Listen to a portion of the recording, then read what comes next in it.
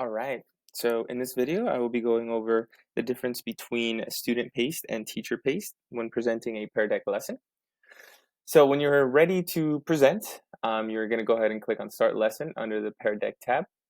So I'm going to go ahead and do that, and that's where the two options are going to come up. So one of them is the student paced, and the other one is the instructor or teacher paced.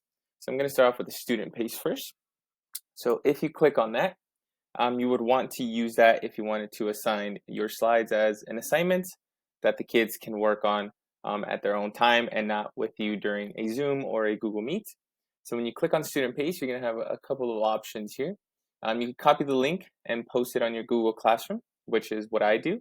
You could share it to your classroom.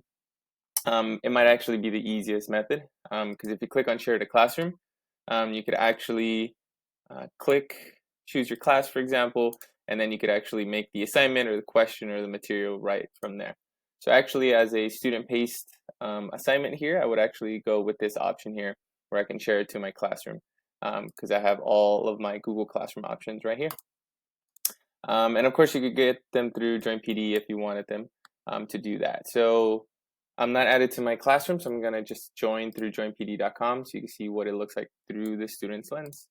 So let's do that. All right.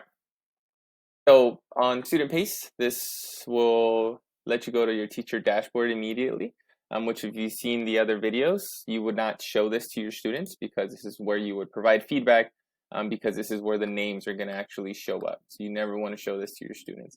So if you're going with Student Pace, that means that the kids are going to work at their own pace, at their own time, so that you can kind of go through the answers as they're working on it themselves. So again, it's going to ask me for how I'm feeling today. And it has this little icon there just telling you that it's going to be student pace. So the difference now is that I have these little arrows at the bottom left-hand corner of my screen so that I can just go scroll through, and then just work at my own pace. They also have the immersive reader here in case you have English learners, it could translate for them. All right, so like I said, as a kid, I could just go through it. I'll answer a couple of questions here so you can see through the teacher side of things here. All right. So as you can kind of see, there aren't any icons here because there's only one student right now that's working on stuff. But you can kind of see in the bottom left-hand corner as you start to see more and more students, how many students are actually on the specific slide. So if you click on the slides, it'll tell you the name and their answer. You could go by grid if you want to look at multiple answers here. This little circle here is where you would leave feedback to the student. So I can go ahead and type something in, great job, and feedback. So from the teacher's perspective, they're going to see this little icon here. So if I click on that, it's going to tell them that they have teacher feedback and on what slide, and then of course what the actual feedback is. So if I go to this slide, it's going to send me there, and it's going to tell me that I did a great job on this slide. Okay, so that part's pretty cool. But again, on this teacher dashboard, you don't want to show this to your students. So this would be you while the kids are working on this at their own time, not with you. Okay, so that's student pace. I think that's pretty useful. You could grade at your own time. If you end it, if you click on end, it would still allow them to work on it. So if you're done grading or you want to take a break, you could always leave and allow the students to keep working. So even though you left as a teacher, I as a student can keep working on this. Unfortunately, there really isn't a way for them to click turn in. However, if you're going to share it on Google Classroom, that's how they would turn in. So if you want to wait until they go back to Google Classroom to turn it in, perfect. You can go ahead and do that.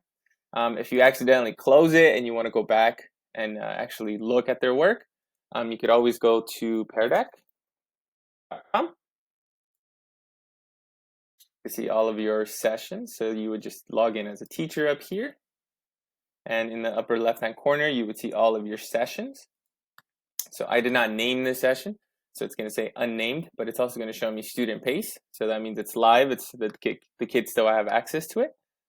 And on the right-hand side, I have a few options. I could click on Classroom View.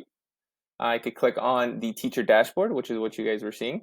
And the other options is I could turn off the student pace. So if I want them to be done or not be able to move on, you can do that. And of course, you could end session for everybody so that they don't have access to that anymore. So if the deadline on Google Classroom has passed, you could come in here and just end the session and or just turn off student pace there. The classroom view here is just like your regular lesson. So if for some reason you want to bring them all back together, you could open this up and then just stop student pace. And so from the teacher's or from the student's perspective, it would force me to go back to the slide and I don't have access to move through it anymore. Okay, so that would be an option for you if you want to actually get them all back together with you if you want. Okay, so that's the student pace. So I've used it to assign assignments for them so they could work at their own time and then just put the due date on Google Classroom. Okay, so that is student pace. So if I go back, I'm going to go ahead and now try the teacher pace and give you a couple of tips here.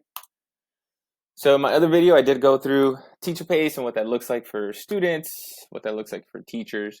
The other thing I wanted to kind of mention here, I'll go through that.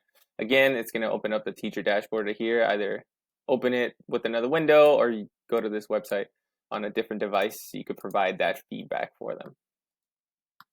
All right, so let me sign in here again, joinpd.com, since I'm not in a classroom.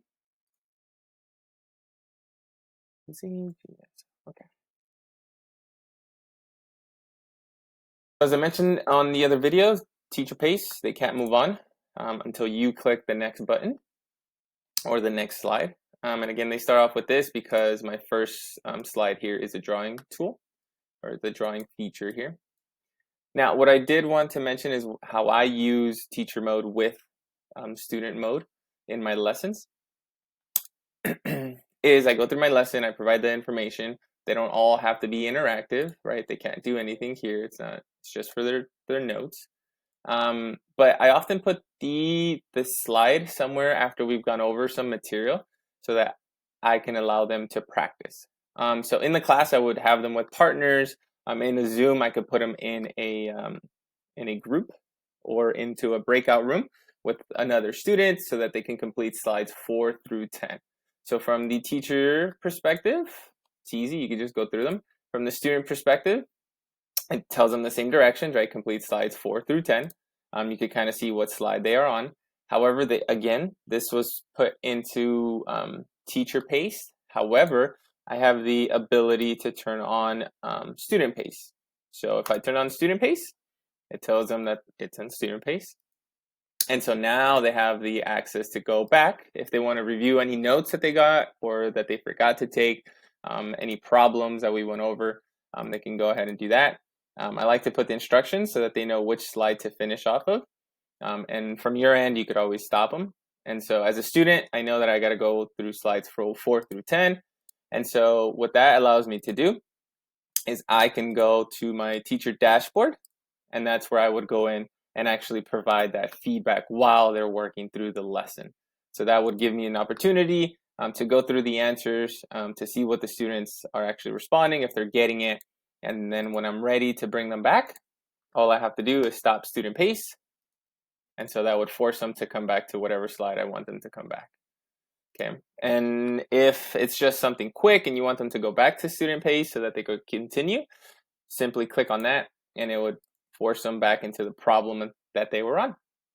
So that's how I go back between student pace and teacher pace. I like to have some problems for them to do on their own time, at their own pace.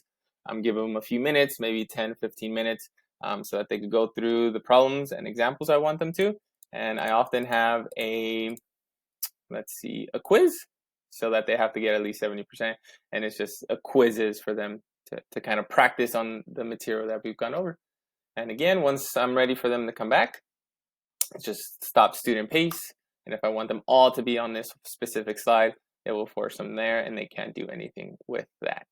Okay, so that's the difference between student pace and teacher pace. And once you're ready, once you're done, make sure to name it.